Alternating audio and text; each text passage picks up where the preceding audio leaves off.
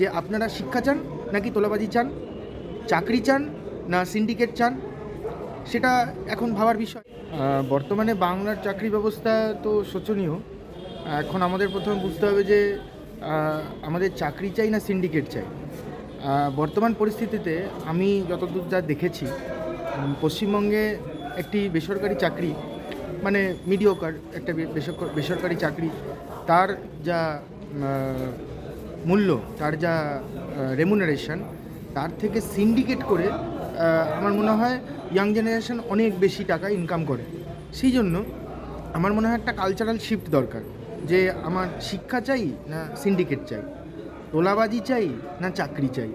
তো সেখান থেকে আমার মনে হয় এই মুহূর্তে পশ্চিমবঙ্গের যারা মানুষ আছে তাদের উচিত যে ভবিষ্যতের 50 বছর ধরে বা সেখানে চিন্তা করে ভোটটা দিতে হবে এবং আগামী দিনে এগিয়ে যেতে হবে, যে আপনারা শিক্ষা চান নাকি তোলাবাজি চান, চাকরি চান না সিন্ডিকেট চান। আর আমি যারা এখন চাকরি প্রার্থী, যারা চাকরি পাননি, তাদেরকে আমি আমার সহানুভূতি, কিন্তু এটা তো হওয়ারই ছিল না। কারণ আমরা নিজেরাই এই বিপদ ডেকে এনেছি, তাই আমরাই পারি এই বিপদ থেকে নিজেদেরকে নিস্তার দিতে।